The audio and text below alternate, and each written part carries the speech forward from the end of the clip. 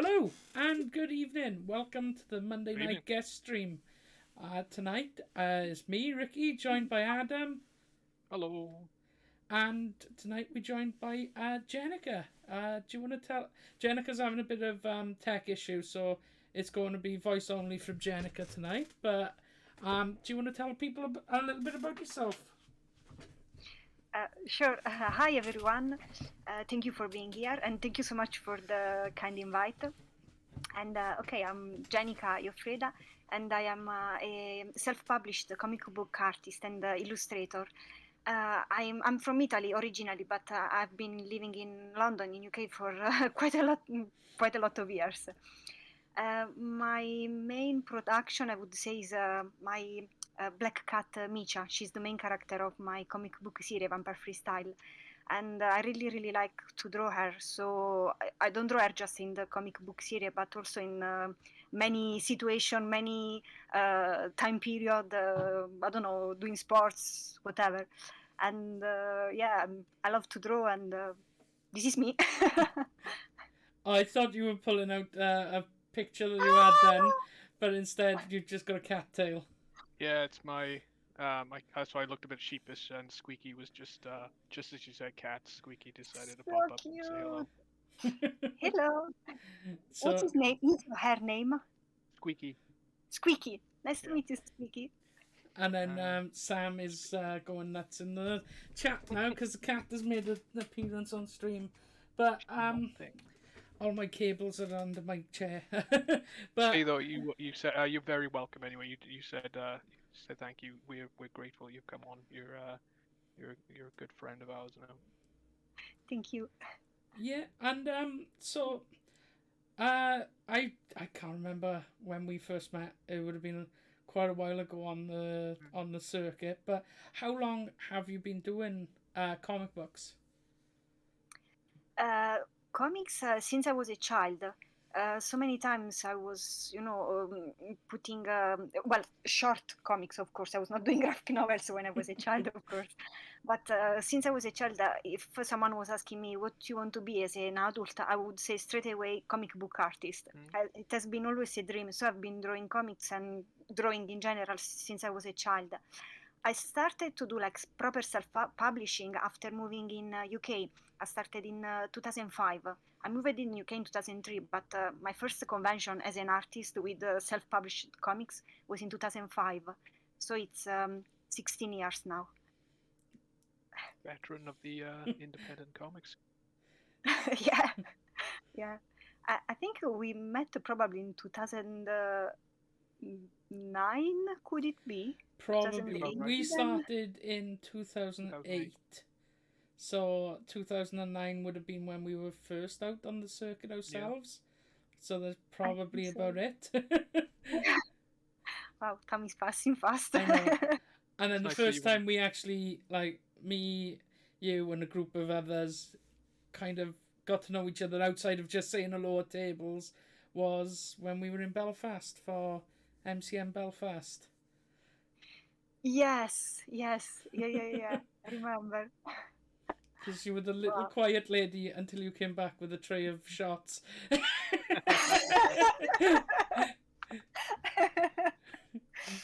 That's a guilty laugh.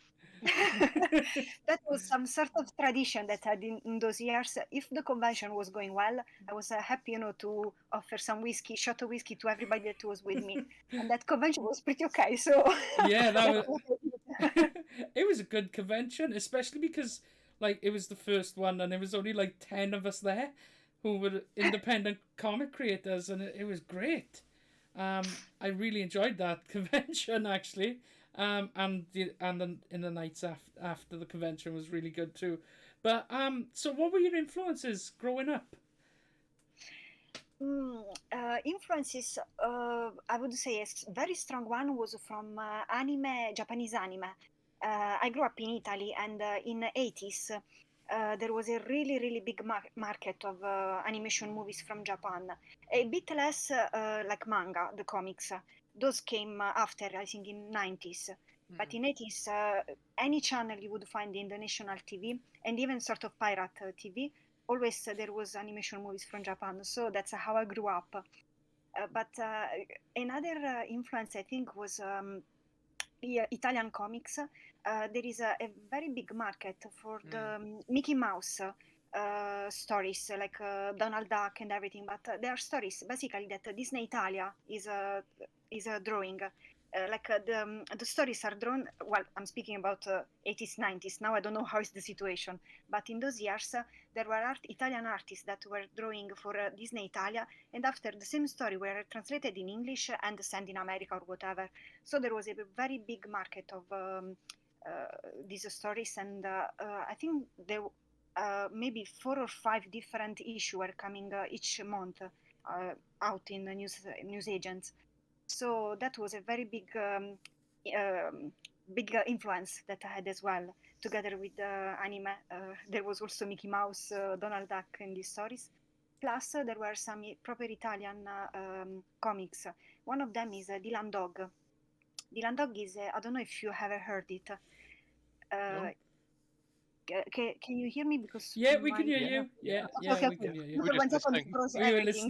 listening. When I see the images going frozen, I say, wait a second. So as I was saying, basically, this Dylan Dog, it's the story of this guy. He's a private detective, but the cases that he takes are everything about paranormal, basically. The thing that is very, very nice of this comic book is that there is a sort of romantic, surreal horror. And it's so nice. It's a very, very particular comic. They do homage to many movies and books and everything, but never like copying. It's very, very interesting. I think it's probably, if it's not the most famous comic in Italy, is one of the most famous. And that was a huge influence for me. Not so much as a child, because the first one that I read, I was 7 years old, and anyway it was a horror. So let's say my parents were not very happy to see me reading horror stuff. But when I was a teenager, I started to read it, and I literally fell in love with it. So I would say probably these 3 are my main influence. Well, when I'm drawing, I'm not really thinking about something especially, but that's how I grew up. So that's, I would say these are the influence. Right, Yeah. I've just Googled Dylan Dog. It's I can see it is very well drawn. It's not what I was expecting when you said Dylan Dog. After saying about the Disney stuff, I thought it was going to be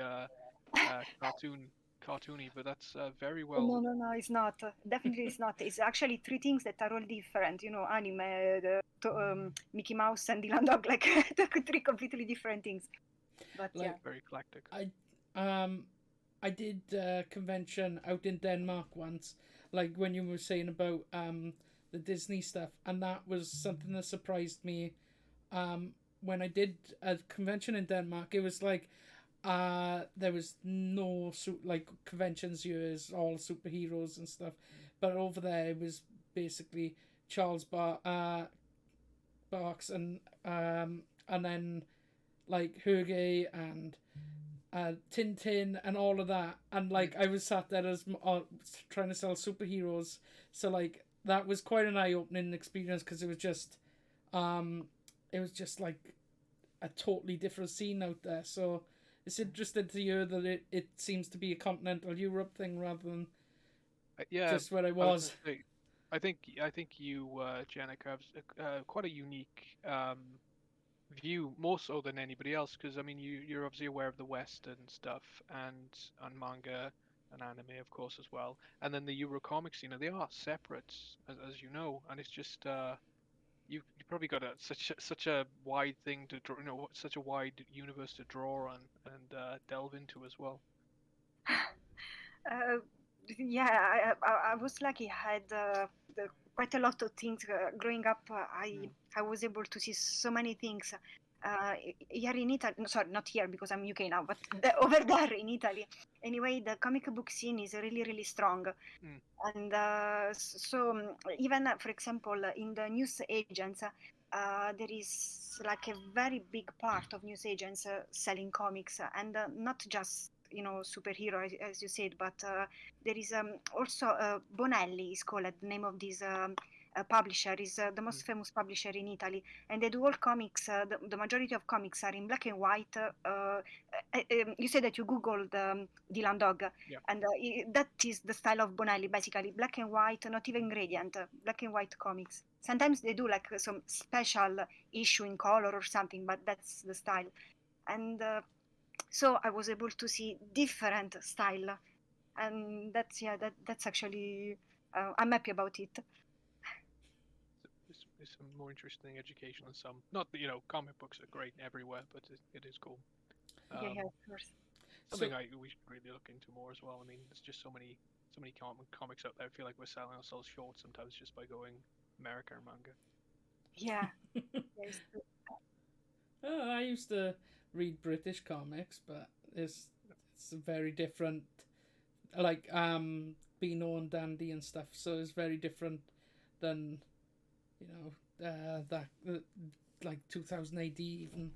Yeah, but I like that our comic scene is the independent comic scene. Obviously, people like Jenika, people like yourself, Jenika, being people flying the flag for comics in the UK. It's it's the indie scene that works.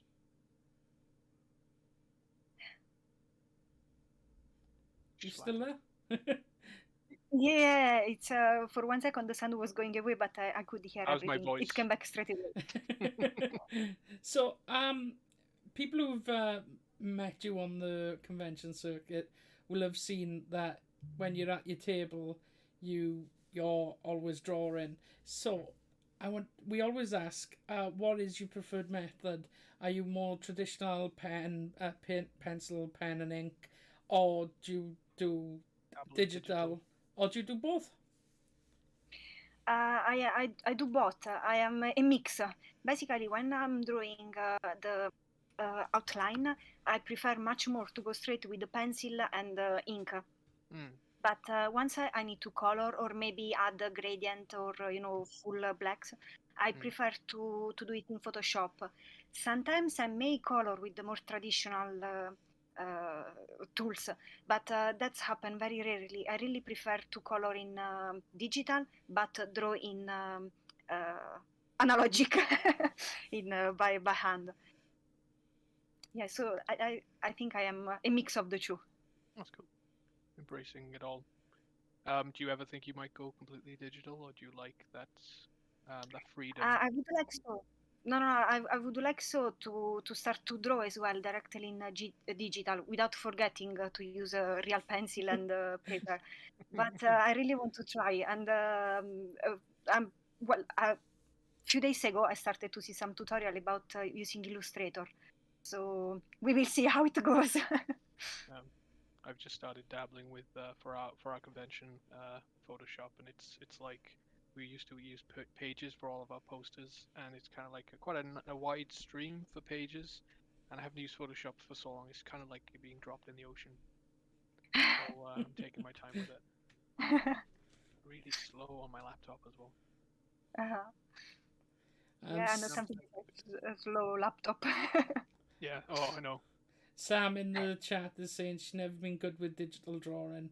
Some of our friends have said it's that disconnect of the pen and looking at a different area. Like if you're drawing on a pad and looking at a screen.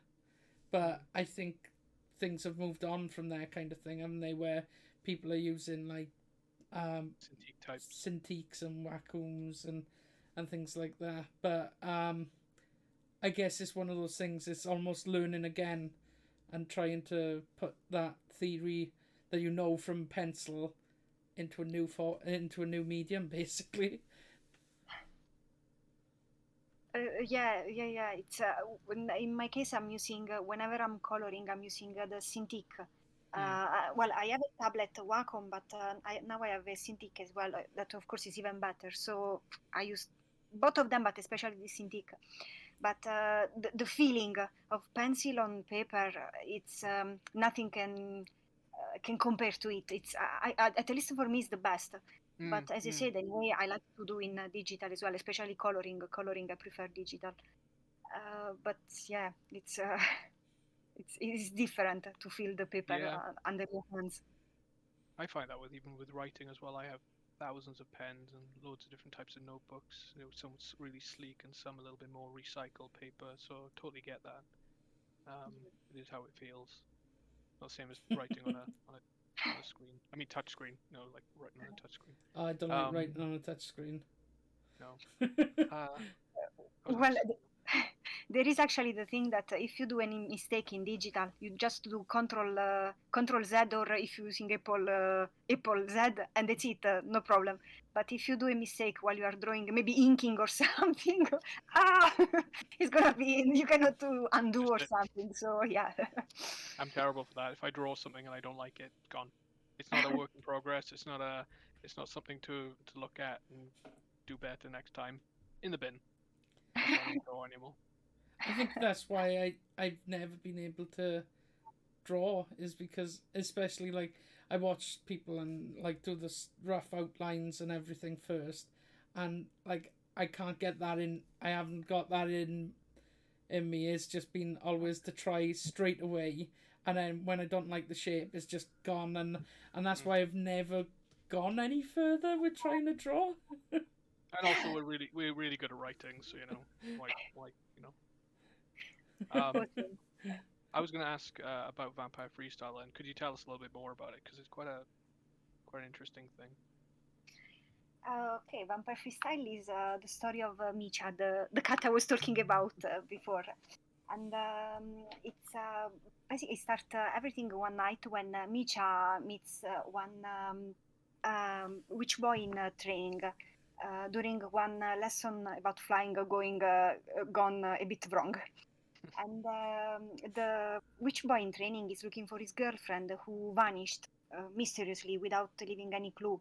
And this guy is looking for her without knowing that Micha is actually connected to the missing girl. Mm-hmm. And the story actually started much before than that, 300 years before, and is connected to a vampire looking for his memories, a magic necklace, a forbidden love, and a fairy godmother, a bit strange, a bit weird. And this is roughly quickly the story, what is about. How long? How many issues is it now? For now, it's 6 issues, and probably that's how it's going to remain. The idea was actually to make 6 issues that could be considered like a complete story, and after doing another block of 6 issues. But after I finished the number 6, I changed the idea, and I thought to leave it as it is. I think it's was, I don't know, I was happy how was the ending and everything, and I said, okay, I'll leave it for now. But I didn't want to leave Micha, so that's why I stopped with the comic book. But I continue to draw Micha, as I said before, in so many illustrations, coloring book, and I'm actually planning to do some books, like illustrated books of Micha, about her travels and everything. So there's gonna be much more stuff about Micha. That's cool. What's coming first then, or what's coming next then? Do you have anything? 1 second again, please. You can hear me? Yeah, we can hear you. I think my connection's got a bit screwy there as well. I can see it on Twitch, so we can still hear you anyway. Okay. No, because I can see Ricky, no problem, but Yodam, I see you very, very, very pixelated, and I know. Now you're more. Well. Now you're more. He's pixelated for me too. But sometimes it freezes the images. I was not sure if I was freezing my voice as well. So I apologize if from time to time I ask, can you hear me? But I just want to make sure. It's fine. It's fine. You should have seen how we were this time last year when we first started trying to do all of this stuff. We I didn't even have this. Adam didn't even have the internet this time last year. No, I think I did, but it was probably just like really caveman internet. But when we first started trying to do this, when we knew that we didn't have a con last year, it was like, oh, we'll do something digital, and it was a steep learning curve, so to say. That really looked like a PlayStation 1 cutscene, and not a very good one either. I can see. But I forgot where we were now. Since Adam became a pixel man. What's your first? Well, can you tell us what's first in mind for your next couple of books then? You said a coloring book? The coloring book, I already did it, but a few years ago actually. But I want to do a second one with different drawings, and it actually was not just a coloring book, but was also an activity book, especially for targeted to children. And I would like to continue this series because I enjoyed it doing it. Also, I saw that the sale is not bad, so I think I will continue. And regarding Micha, I will do more merchandising. Actually, a couple of days ago, I received the tote bags of Micha. I still don't publicize them online, but I will very soon. And so I will keep doing merchandising. And this is for Micha.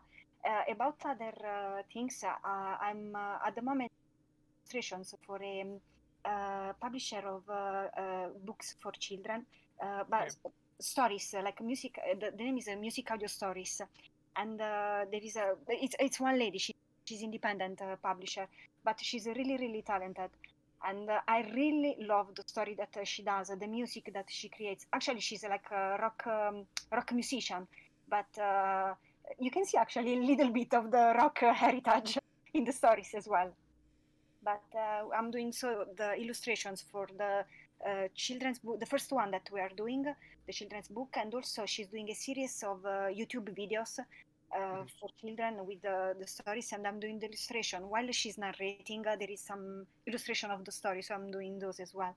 And I'm really, really enjoying it's especially because it started as a fun. Basically, I bought one of her stories. I knew her already as a musician.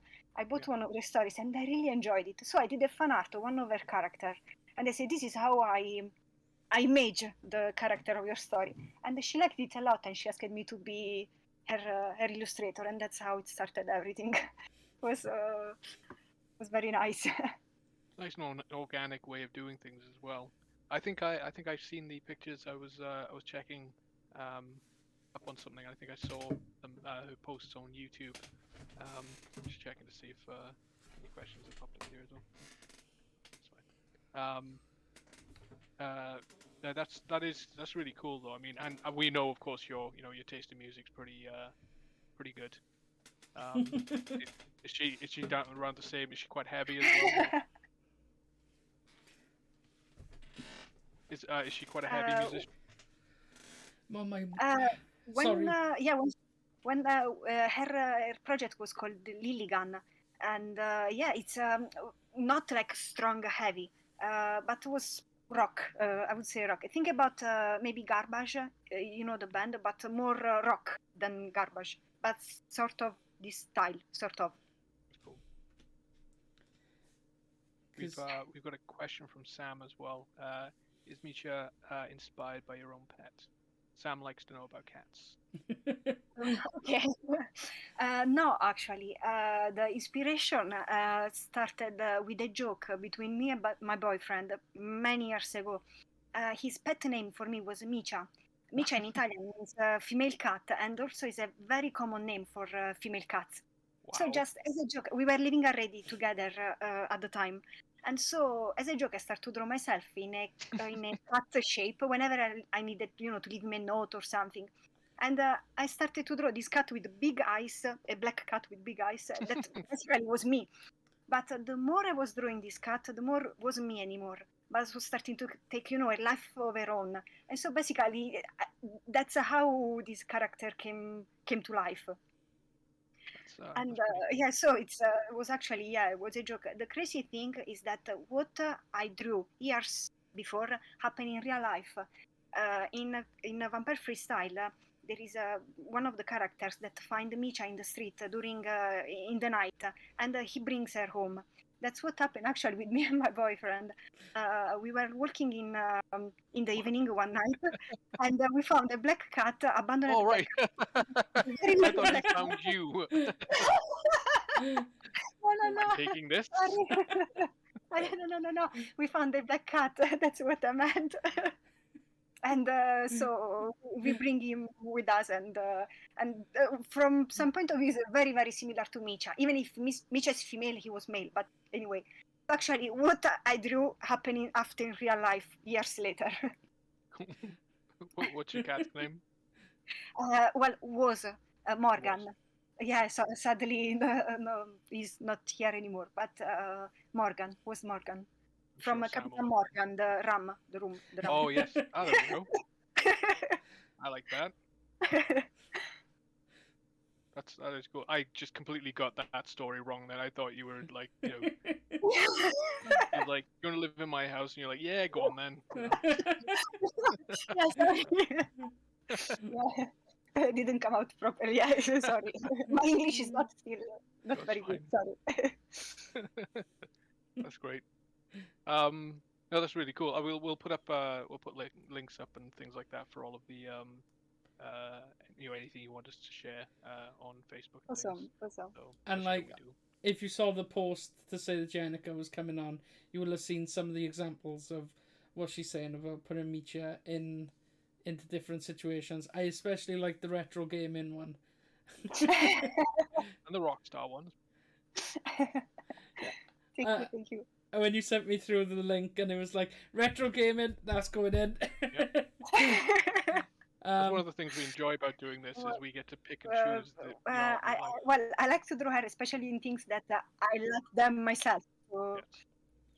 Yes. Sam has put a link to your Instagram in the chat, so thank you, Sam.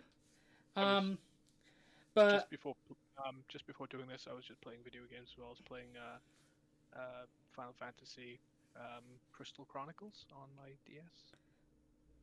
I'm sad. I'm sad. So people. We were chatting before we came on air about like that you've been playing video games during lockdown. So what kind of video games do you normally play? I have an Xbox 360, so I'm either playing video games that I can play there, or I really love retro games, of course. And at the moment I'm playing Arcania, Gothic 4. But if I have to say like the list of my like favorite games ever, I think I would put Grand Theft Auto 5. That's a masterpiece. Yep. Red Dead Redemption 1 and 2. I think they did an amazing job because Red Dead Redemption was already awesome. Usually when there is a sequel, it's not easy to do a great sequel, but actually they did. So both games were awesome. And about maybe older video games, I really, really like Monkey Island. Yes. I think it's such a funny and cool video game. I don't know if you know it. Yes, yeah. I've got it on PS2. This is just my comic book and daughter's art supplies and things shelf, and that's my... I'm not showing it because it's just a mess. I've just got DVDs, video games. Ricky's seen it, just stacks of stuff, and then I've got a coffee table here with a SNES. So no, and also some other consoles. So yeah, no, I do like Monkey Island. It's just got a great sense of humor. Yeah. It's a shame LucasArts just got closed down, and Monkey Island was just great. Yeah, it's a shame. But like, yeah, I've got like before I moved back into my parents', I had them all set out. But under my bed, behind me, I've got like consoles. I've got a NES Mini Classic, a SNES Mini Classic. Then I got a Mega Drive, a N64, a GameCube, a PlayStation 2 is on the shelf for there, and so like if I want to play, I prefer playing retro, but I've been playing PC lately. I've been playing Valheim the last weekend, and I'm enjoying that at the moment. But yeah, I get made fun of because I got a PC that's capable of running AAA games, and I play 8-bit and 16-bit games on it, and everyone's like, "You got a good PC," and it's like, I like what I like. Leave me alone. Yes, I agree with you. Yes. My favorite game at the moment, my go-to at the moment is I've got a I don't like I don't like, not that you can buy them these days. I don't like bootleg games. I buy the games because I like to support the people, but I don't mind games that are out of print. I've got a bootleg cartridge of some retro games. I didn't know it was bootleg at the time, and it's got some games on there, but some of the ones I really like are Alleyway, Flip Pull, and a game that I've played a million times before, Super Mario Land. I could literally play Super Mario Land with my eyes closed.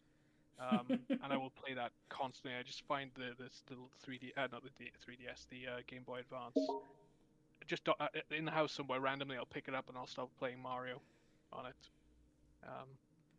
I just like them. I do play modern games. Yeah. I do, but I don't have time for modern games anymore. That's what I find is that. Whereas I could put Super Mario Brothers 3 on and play through that quite easily. With your eyes closed. With my eyes closed. And that's probably my favourite ever game. But I know it's difficult. You said GTA, Jenika, but when people ask me my favourite game, it's like I have to go, what genre? What decade? What console? I get that feeling. Yeah. Actually, if I have to say like a favorite console, it's actually Dreamcast for me. Even though in Italy, Dreamcast was not famous at all. Very few people had it, but I loved it. It was such a cool console. You played, I'm guessing, Sonic and Phantasy Star a lot, right? No, actually, I was playing. What's the name? Medieval. Oh, right. I didn't know that was on the Dreamcast. Crazy Taxi. Yeah, Medieval and Crazy Taxi.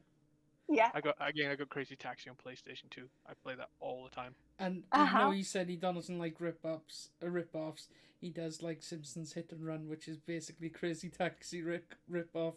It doesn't have the Offspring on it, but We did. We spoke to someone recently, and we were saying about like the Dreamcast, about how revolutionary it was at the time, and it was a bit too early for what people wanted. Echoes of a Raven says Crazy Taxi, yes. And the other thing we were chatting about before we came on, before we went live, was you and Adam were talking music. I kind of sat back and listened as you guys. Because Ricky, good music. I like music. The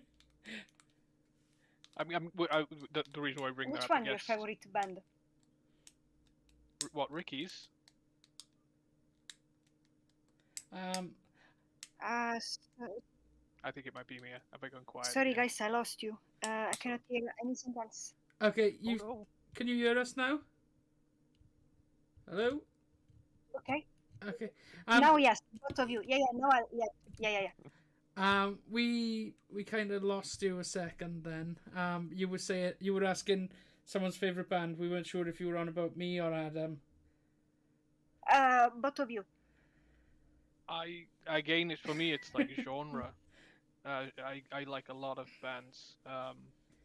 I will literally, like, at the moment it's Kansas. A band called Tuxedo Moon. Beach Boys. The Pumpkins.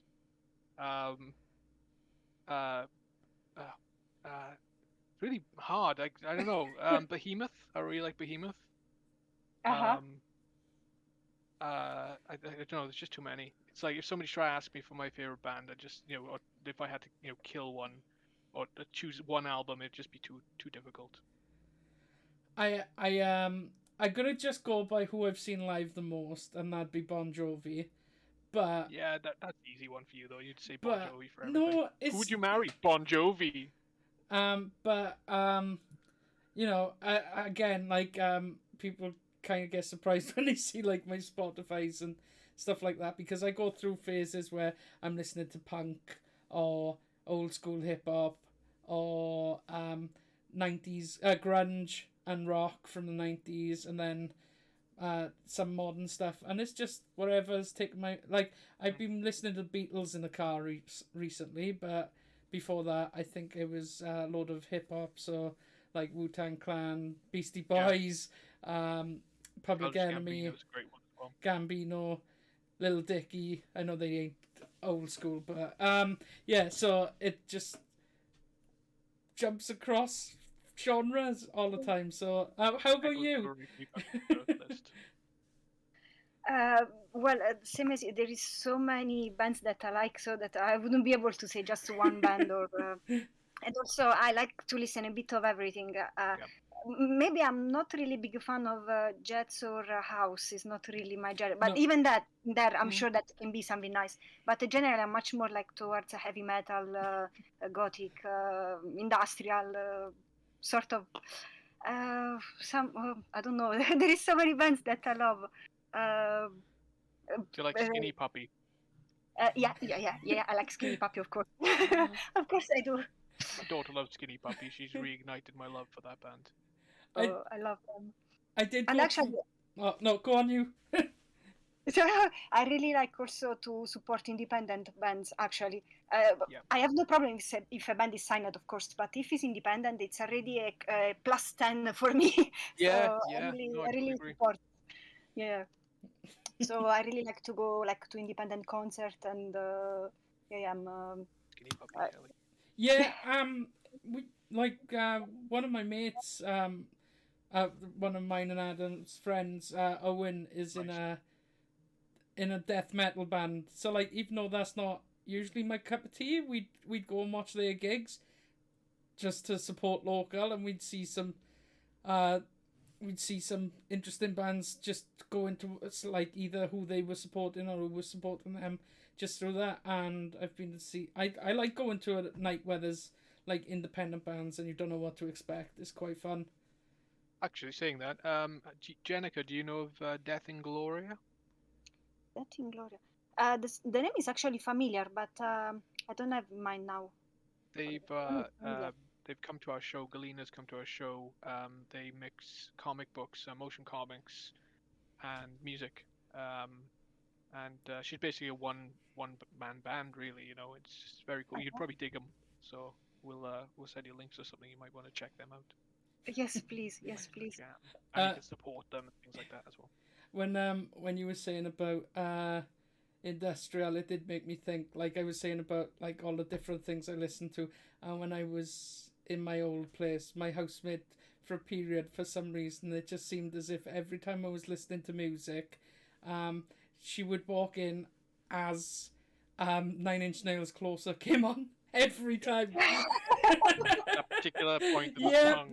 that point in the song every time. I'd be sat there working on the table and she'd come in from shopping or something, and every time it was like, she's like, do you just listen to it on repeat? It's like, no. I wait to have it on pause. Yeah. Yeah, I see a car turning up and I just, 9 Inch Nails time. What would be your, at the moment then, I'm not saying your all time, but at the moment, what would be your top 10 then? What gets you through a day? As a music, you mean? Yeah. Okay, for sure, my boyfriend band, Dikur. That's the. Okay. Well, it's not because it's his band. I genuinely love the band. Oh, sure. No, really. I genuinely love it. Really, they're awesome, and I like that they do a mix of industrial metal, avant-garde. There is, I don't know, there is theremin, violin.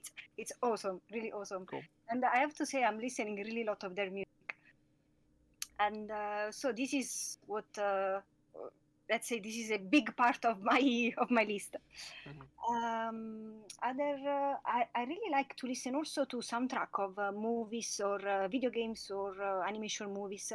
At the moment, let me see some soundtrack that I'm enjoying it. Let me think. Oh my! We put you on the spot. Well, it goes well from, for example, Amélie. Yes. I'm not sure in English how was the name of the movie. I think sort of the Wonderful World of Amélie or something. I don't know if you know this movie. Yeah. The French one. Yeah. Amélie. Yeah. So from music more like this, more like soft, sweet, happy. So maybe more like I don't know, Queen of the Damned soundtrack. Don't you know the movie? Queen of the Damned. Yeah. Static X is in there. Yeah, exactly. So more towards this. I'm listening a bit of everything. there is also bands a bit more on the side. For example, I discovered was it a bit before the pandemic, a Greek band. They're called Demonia Nymphe, and they do all the like ancient Greek songs with the ancient Greek instrument, and when you see live, they have all like a Greek theater, and they do like crazy stuff. Start from maybe very sweet song with like a chorus of maybe 10 people, like it was crazy, really crazy. So I really like when there is a gender bending or something maybe original. There is another band that really awesome. It's Concrete Age. They do ethnic metal. Basically, they take ethnic music and mix it with the heavy metal. Think about the didgeridoo. Yeah, they play it together with the metal, and the guy, the singer, does like throat singing as well. It's it's crazy. It's crazy. So yeah, I like when bands are doing something original, and if there is a gender thing. So not gender. Sorry, I mean genre. Genre. Sorry. We got you. Sorry. I really love it. So the chat. Yeah, that's right. Chat is liking your taste, and someone said Calzo said yes, Queen of the Dam soundtrack is amazing, and they're all liking movie and gaming soundtracks too. And Kelly's mentioned Kelly's a workmate of mine. She mentions quite regularly. We both like Christina Scabbia from Lacuna Coil as well. Yeah. From your neck of the woods. Yeah, the Italian. Yes. And then if you're gonna go that way, mine would probably be like Scott Pilgrim versus the World. You got gaming and movie. But we normally do a few fun little questions that to end it off, like comic related questions. So Adam's usually got these ready. Have you got them ready this time? Oh yeah, of course. Shut up. Whatever. I was just to say, while you were chatting, I was googling that as well. I wanted to know because I didn't know who did the music for Amelie. It was Jan Tiersen. Yes. So big props to him.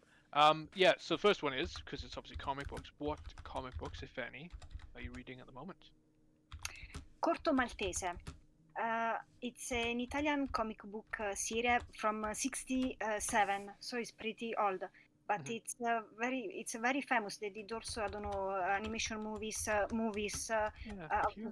Actually, there was supposed to be a movie with Mila Jovovich, but at the end they canceled it. They didn't do it anymore. And it's such a cool series. I always heard about it, but I never had a chance to read it. And I found it online, and I was able also to start to read the series. And it's really, really awesome. It's a comic that I really advise to read. The first book, I didn't really enjoy it much, but I says, okay, let's go on. And it was so nice. I'm so happy that I went on. I didn't on the first issue because it was so nice. It is so nice. And so that's what I'm reading at the moment. That's great. I was just googling it because I remember the book. I've heard it before. I only hear it. I remember it from some stream of conversations. There is everything from action to a bit of fantasy, a bit of romance. There is real life people. People that were existing in that time period. There is around the First World War, basically, and this Corto Maltese is going all over the world. Such a cool comic. It's and the drawings, they seems like a sort of simple drawing, but they're not simple at all. They are so well done. Each single line that Ugo Pratt was drawing, it's where in the right place where it should be. Yeah. It's a very good comic. Artists like that are frustrating, aren't they? They're minimalists. Oh, not every line is supposed to be there. Yeah. And you want to know why. You want to know how they get it. Yeah. I do that with all sorts of art. I love. I've got Alphonse Musha. He's obviously cell shaded, almost like comic book style art, and then his beautiful colors in between. And it was Slav epics and stuff like that. And I just look at it and I go, people just they just don't compare. Sometimes artists just don't compare to him. But I know what you mean. But yeah, recommend Koto Maltese then. The other question is a little bit lighter. Do you have, or did you have, any comic book crushes growing up? Dylan Dog. Yeah, I liked him so much. Yeah, I would say Dylan. Well, there was not really a crush. I should say yes, Dylan Dog. I would say so. We still have. I discover new crushes all the time in comic books. At the moment, I think it's probably Wonder Girl Yara. I forget her full name. She's the new Wonder Girl. It's popped up. She basically looks like Rosario Dawson, and she actually acts like Rosario Dawson as well. Just Rosario Dawson, basically. Drawn by Joelle Jones. So, if I was just going to throw one out there now as well. If you wanted to recommend something that our chat should go out and read, what would it be? Sorry, can you say again the question, because I couldn't hear you properly? No problem. If you had to recommend one comic book for someone to go out and read, what would it be? Probably, I would say Torgal. Well, first of all, I would ask roughly what they like to, but in general, maybe Torgal. It's a half Belgian, half Polish comic book series, as well, probably maybe from 60, maybe, or 70s or something. And I didn't read the full series yet, but what I read, maybe 7 or 8 issue, was awesome. It's sort of looks like almost Conan the Barbarian style drawing. Is sort of Middle Age, medieval times, but there is a fantasy and there is a science fiction as well, because basically this Torgal is not really a guy living in fantasy. He's an alien coming from space. His spaceship crashed. So there is also the science fiction going on. There is really everything, and it's a story that spans various years. And the drawings are awesome. Each single panel it's everything in color, and each panel is great. It's like is really a masterpiece. And so I would say try with Torgal. The spelling is Thorgal. Torgal. So everything you're saying, I'm Googling just in case. And I'm like, yep, I agree. We should start a channel in the Discord, which you could join at the link I'm dropping into the chat now. Where we just for the Twitch chat, and so that everything people are recommending and links and stuff can go in there as well. And we'd love to. None of you've been Googling any of this. I can vouch for everything Jenika said. All the things she's recommended are fantastic. Great. Thank you. And then we're up to about the time. So where can people find you online and stuff? Yeah, my website is www.neptunefactory.com, and I am also on Twitter, Instagram, and Facebook. Instagram and Twitter is Jenika Ioffreda, my full name, while Facebook is Jenika Ioffreda Art. So that's my. I don't have YouTube channel yet, and for now these are my channels. Okay. And when conventions will come back, hopefully you will see me again in as many conventions as possible. We'll hope to have you down ours when we're next going. With pleasure. I want to come back. I had such a nice time last time when I was there last time. So I really want to come back. We'll get a couple more shots around. I'm drinking a bit less. We can do shots of tea, maybe. That's fine. Yeah, I drink lots of tea. So it's perfect. Tea is good. So, with that, we're gonna wrap up. So you could catch us on here. This will go up live. Well, not live. We'll go up onto YouTube. It is live. Yeah, it's live now. But this will go up on YouTube, along with all of our other interviews, if you want to go back and check them out. You'll have to search Swansea Comic and Gaming Convention. Unless you don't follow us, you could subscribe, help us get to 100 subscribers, and we could be YouTube/SCGC instead of... One more question. Yeah. Stop. Okay. Wait. No, sorry. Sam's just popped up with a question. Where can we get your comics in the meantime, Jenika? From my website, netumfactory.com, and also the graphic novel that is the collected edition of all 6 issues of my comic book series. It's in Amazon as well, amazon.co.uk. And all of those links we'll put all of those links up onto either Discord or Facebook or something. Or everywhere. Yeah, we'll put it everywhere. Yeah, and then we'll be back on Wednesday where we will be painting. I'll probably be painting some more plaguey things. And this week's actually RPG week, so we will be on the Seven Seas pirating again. And so join us on Friday for Pathfinder Skull and Shackles. And we've got a really, really exciting announcement for guests coming up. So take it away, Adam. You could break the news.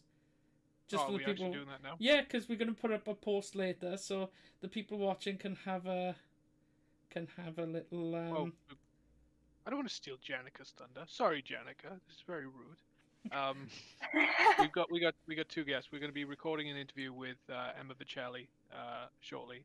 And we've also got Dan Abnett coming next Monday as well. So next week Monday? Yeah, that's weird. It is Monday today, isn't it? Yeah. So yeah, we've got Dan Abnett coming on to chat about things, and including Gaunt's Ghosts. I'm reading the chats. Everyone's loving you, Jenika, at the moment as well. So yeah. Thank you. Yeah. I'll see if I won't be able to share it, but yeah. There's all hearts, and Jenika is love, and cats, and everything for you, Jenika. So thank you so much for coming on.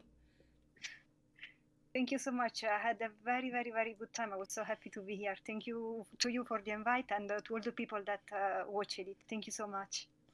And yeah, make sure you go to neptunefactory.com to get all your comics from Jenika. And honestly, when you see the cons are happening and Jenika's about again, highly recommend going. It's she's a lovely person to chat to at cons. Yes. Thank you so much. Thank you very much. Until next time, we'll see you soon. Bye. Bye. Bye.